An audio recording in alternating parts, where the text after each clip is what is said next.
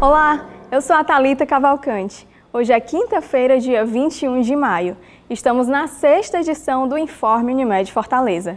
No programa de hoje, você vai saber como está acontecendo o fornecimento gratuito de medicamentos para tratamento da Covid aos pacientes da Unimed Fortaleza. Hoje também tem dicas para as gestantes. O que acontece caso você seja diagnosticada com a doença?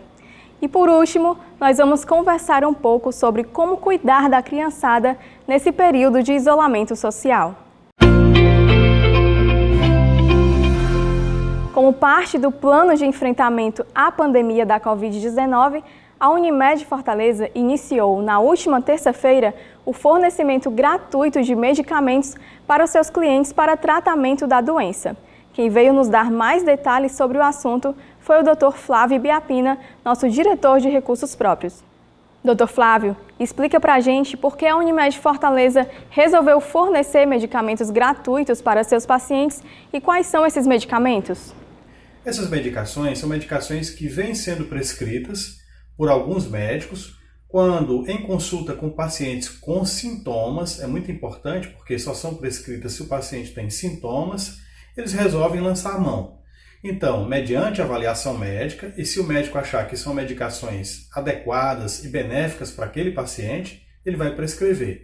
As medicações que a Unimed disponibilizou para entrega para os seus beneficiários Unimed Fortaleza, são o difosfato de cloroquina, a cloroquina, na dosagem de 450 mg cada comprimido, e também a ivermectina, na dosagem de 6 mg cada comprimido. E a Unimed elaborou uma orientação terapêutica para que houvesse um padrão nessa prescrição de acordo com os kits que ela fez a aquisição. Doutor, e o que é necessário para fazer essa retirada?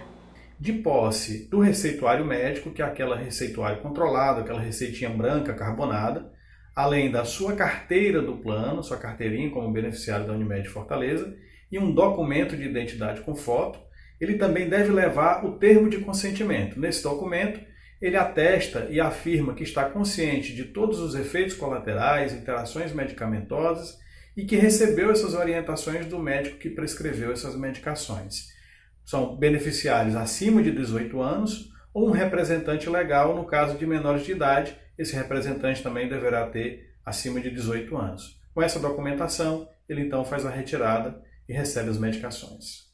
Dr. Flávio, onde acontece esse fornecimento e quais são os horários? No Hospital Regional da Unimed, temos uma dispensação durante 24 horas, numa estrutura que foi montada especificamente para isso no nosso estacionamento.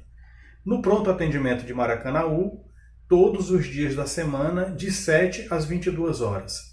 E nas clínicas Unimed da Bezerra de Menezes, da Oliveira Paiva e da Parangaba, de segunda a sexta, de 8 às 18 e aos sábados, de 8 ao meio-dia. Obrigada, Dr. Flávio. Lembre-se, antes de procurar atendimento presencial, ligue para a nossa Central Coronavírus e receba orientações médicas.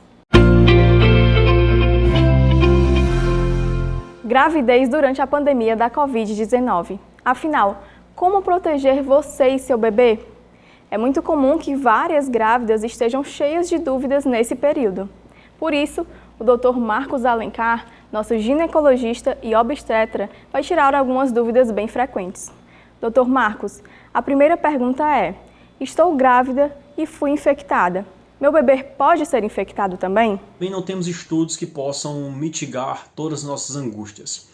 Porém, os poucos estudos que tem, mostra-se uma baixa taxa de transmissão vertical entre mãe e bebê. Todos os estudos foram feitos com bebês que nasceram de mães contaminadas, da qual foram feitos exames do cordão umbilical, exames da placenta, exames do líquido amniótico e também exames desses bebês, e todos os exames mostraram negativo, comprovando essa baixa taxa de transmissão vertical. Estou amamentando e descobri que estou infectada. Devo parar a amamentação? A amamentação ela não deve ser contraindicada, nem muito menos interrompida na paciente positiva para o coronavírus.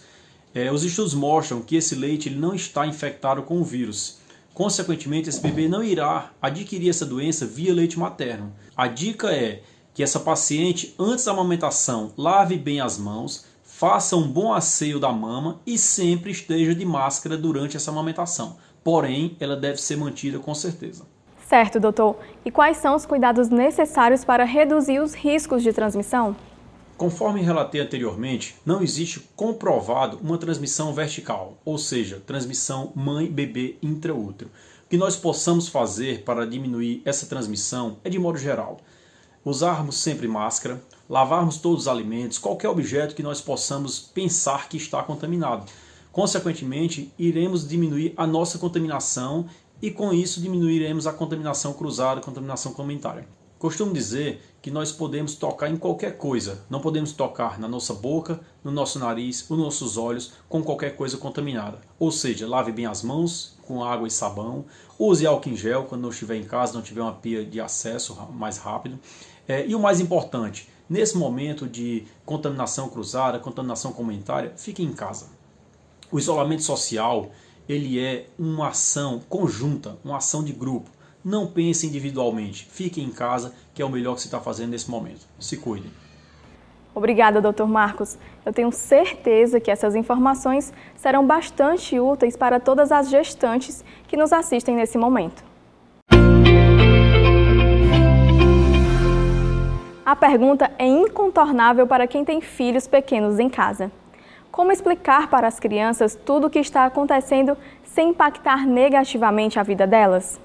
Quem vai nos ajudar nessa missão é a Aline Garcia, psicóloga da ala pediátrica do nosso hospital. Aline, explica pra gente qual a maneira mais fácil de falar para uma criança o que é o coronavírus? Para a gente conversar com a criança sobre o coronavírus, a gente tem que ter em mente o cognitivo dessa criança. Então, as crianças maiores, como é que a gente vai fazer? A gente vai perguntar o que é que elas já sabem, né? Porque de alguma maneira elas já ouviram falar. Ouviu os pais, ouviu na televisão. Então, alguma coisa ela vai trazer pra gente. Então, a gente vai perguntar o que é que ela já sabe e em cima do que ela for falar, a gente vai acrescentando. Então a gente tem que ter em mente o quê? Falar sobre o coronavírus é falar de uma coisa séria. A gente não pode fazer com que a criança entenda isso como uma brincadeira. Lógico, a gente vai falar na linguagem dela, então na linguagem lúdica, porque é a linguagem da criança, né? Numa linguagem lúdica, clara, objetiva e dentro do desenvolvimento daquela criança. Com os adolescentes, a gente já pode falar uma coisa um pouco mais complexa, né? Então a gente já vai falar mesmo o que é a pandemia, o que é o coronavírus, mas cuidado, né? A gente tem que falar de uma forma que não vá assustar essa criança. Não precisa dar detalhes técnicos, né? A gente vai usar o lúdico, então a gente pode usar. A gente já tem várias cartilhas, né? O Ministério da Saúde lançou uma cartilha de como falar do coronavírus com as crianças. A gente vai falar através do lúdico, né? Então pode ser através de desenho, através de pintura. E aí, depois que a gente falar sobre isso, a gente vai certificar o que é que essa criança entendeu. Aline, e como deixar claro que não há motivo para pânico se todos os cuidados higiênicos forem tomados? E aí, durante todo esse processo que a gente conversar com a criança, a gente vai ter que falar sobre a contaminação, né? Como é que essa doença é passada. E aí, nesse momento, a gente vai ter que falar de proteção. E quando a gente falar de proteção, a gente vai ter que reassegurar essa criança de que se a gente se proteger, se a gente fizer todos esses cuidados de higiene, não tem perigo, né? Então, como é que a gente consegue isso com a criança? A gente vai explicar, a gente vai mostrar e, acima de tudo, a gente vai ser modelo, né? Então, os pais, nesse momento, são modelos, né? Então, o pai que usa a máscara vai mostrar à criança o que é necessário, o pai que higieniza a mão, que higieniza as compras, né? Que deixa a chinela fora de casa. Enfim, que faz todo, né, essas questões de higienização, vai mostrar à criança que isso é importante e necessário. E aí, nesse momento também, os pais, além de serem modelos, são segurança. Então, uma criança que tem esses pais, que percebem que esses pais estão seguros, né, que não estão ansiosos, tudo isso vai passar para a criança. Então, a importância desse núcleo familiar, né, que nesse momento está mais próximo dessa criança, passar tanto a segurança como mostrar para essa criança os hábitos de higiene necessários. E sobre o isolamento? A gente sabe que não é fácil distrair uma criança por tanto tempo dentro de casa. E aí, Aline, qual é a dica de ouro?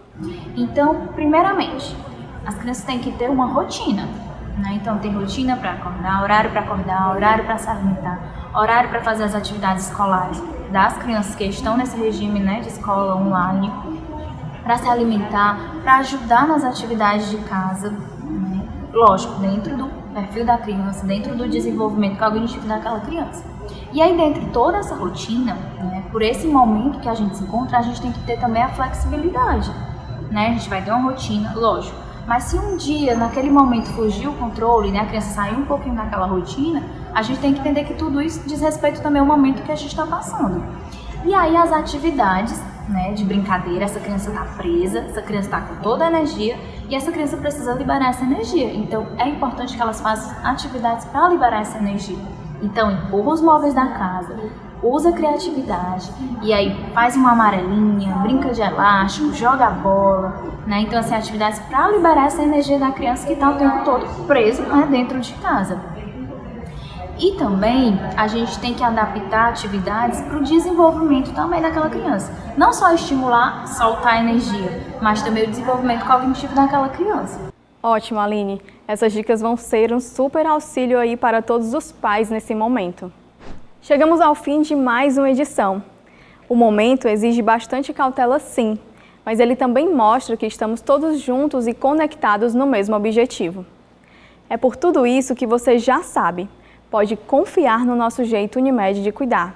E um lembrete importante, fique em casa. Um super abraço e até a próxima!